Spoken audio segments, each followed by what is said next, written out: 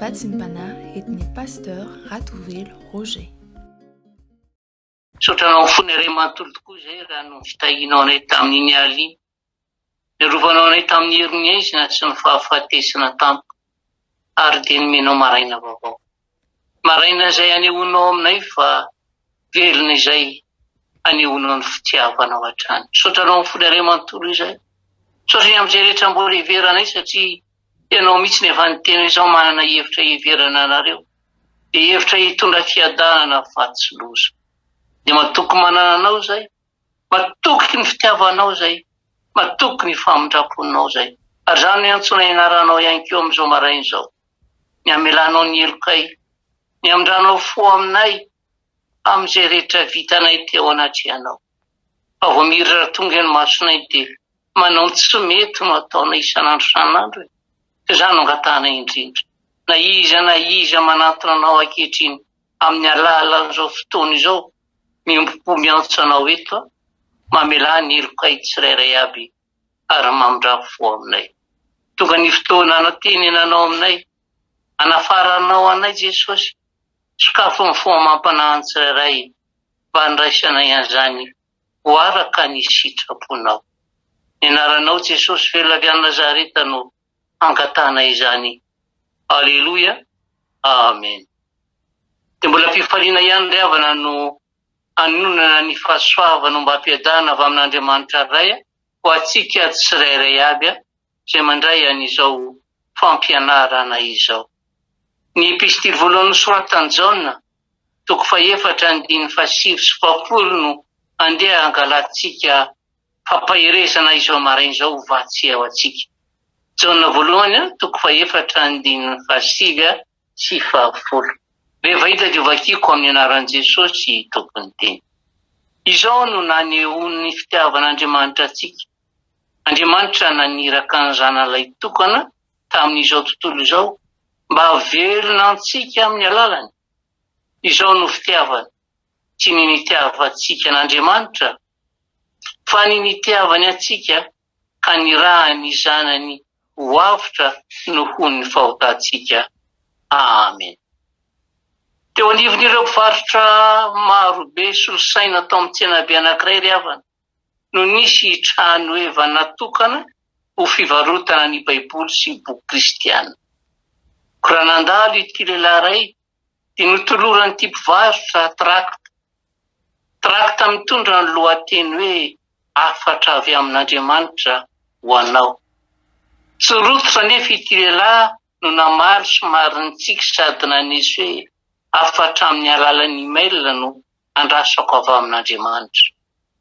Feno fiteherianany amin'izay zavatra vitany tokoa ny mantsy raha olombelona ry havana. Marina fa tena zava-dehibe tokoa ny mahita ny fampitana afatra amin'ny alalan'ny solosaina. Ekena fa tena mahatalanjona tokoa ny zavatra vita amin'ireny solosaina ireny, saingy inona moa izany eo anatrehan'izay nataon'Andriamanitra? Izao anefa ry havana, noho ny fitiavany antsika olombelona dia tsy niandry izay fivoarana ara-teknika vitantsika akory izy, vao napita tamintsika ilay afatra lehibe iankina ny haitsika, iankina ny ho avintsika, ary na dia niari-biaza ny asa-pahariana ihany aza, dia efa manambara amintsika ny heriny sy maha-Andriamanitra azy. Ny Baiboly ry havana dia miresaka amintsika momba ilay tonga olona tahaka antsika mba haneho amintsika ny fitiavan'Andriamanitra. Nanaiky ny ho tonga olombelona tokoa mantsy ilay Jesosy Kristy tompo, ilay Andriamanitra mpanjakan'ny mpanjaka, ilay mpanao n'izao rehetra izao mba hampita amin'ny fahafenony ilay afatra lehibe mifono fitiavana avy amin'Andriamanitra. Ny fitiavan'i Jesosy izay tonga lafatra mantsy ry havana dia mitory amintsika izay tsara kasitrahan'Andriamanitra. Ny fahafatesany teo amin'ny hazo fijaliana dia mitory ny fitiavany sy fahamasinany ary ny fahamarinany. Ny fitsanganany tahimaty kosa dia manapirofo ny fankasitrahan'indray izany asa-panavotana izany. Mitako valiny avy amintsika nefa izany afatra izany ry hava malalo mitombo. Valiny toy ny hoe ny fanekeko no mampanotahy. Valiny toy ny hoe ny finoko fa maty ho ahy Jesosy noho ny fahotako ka natonga ahy ho zanak'Andriamanitra mba azahoako manana fifandraisana akaiky isy velona aminy ary ihany koa valiny toy ny hoe ny andraisako azy ho tompoko sy mpamonjy ahy. Ary izay angeny mahatonga ny Jaona ilaza hoe izay mino azy dia tsy hoe lohany fa izay tsy mino kosa dia efa voaelo karahateo satria tsy nino ny anaran'ny zanan'ilay tokana izy. Ary dia manam-porofo izany fa mila an'Andriamanitra isika ry havana. Imbetsaka noho ny tenenan'ity lehilahy iray hoe ianao angamba ny mety mila an'Andriamanitra fa tsy izaho. Manambara izany ry havana fa tena tsy norarahiny mihitsy ilay fahatongavan'i Jesosy nofo. Tsy norarahiny mihitsy ilay Jesosy nombona teo amin'ny hazo fijaliana. Tsy norarahiny mihitsy ilay fitiavan'Andriamanitra natolony tamin'ny alalan'i Jesosy Kristy. Indray maraina nefa dia maty izy ary teo atomy mpandriana no nahitana azy. Mampitebiteby ry havana izany fiafarana izany ary marina loatra ny tenin'ny Joba hoe fa ny olona kosa maty ka miapatra ozy izy eny miala ny ainy ary ho aiza izy. Fa novaliany mpitoriteny zany ry havana ka nolazainy hoe ny vovoka dia iverina amin'ny tany tony teo fa ny fanahy-kosa iverina amin'Andriamanitra izay nanome azy.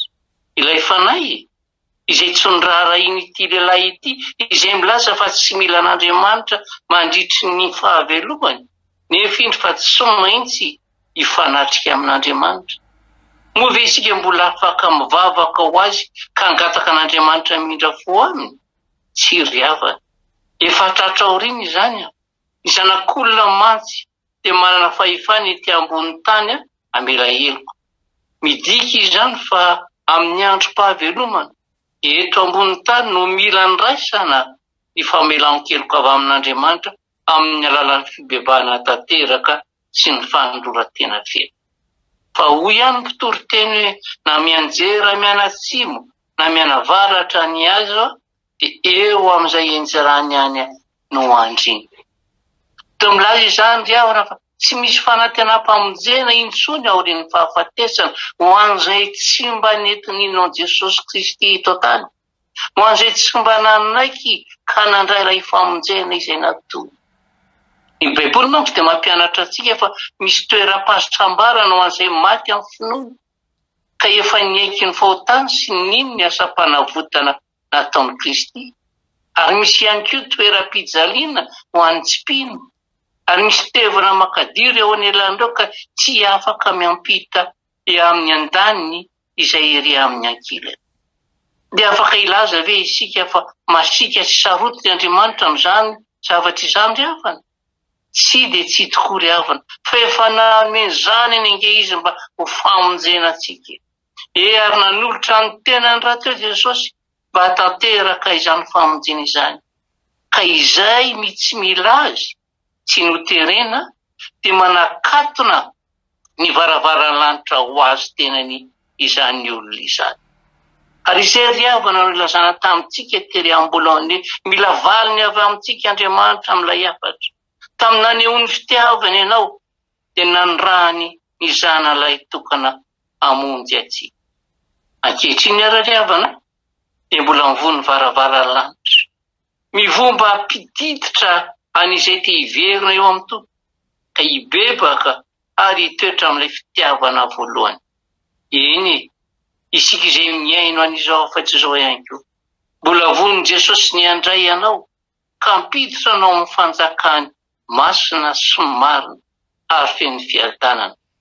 Fa raha hiverina indray ianao amin'izany andro izany ho Jehovah tompony maro dia ho raisiko ianao ka ataoko toy ny fanomboka se fa efa nifidy anao aho.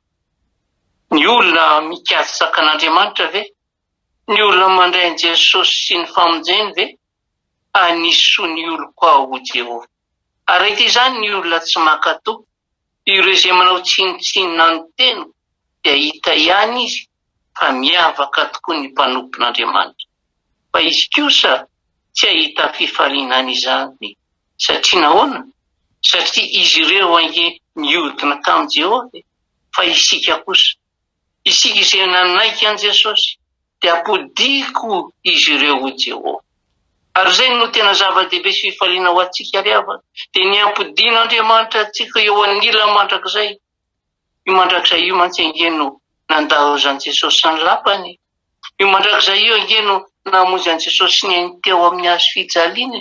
Ary izay no mamaky ny mpanompon'Andriamanitra an-tany anao foana hoe manao ahoana reny mandrakizay anao hoe.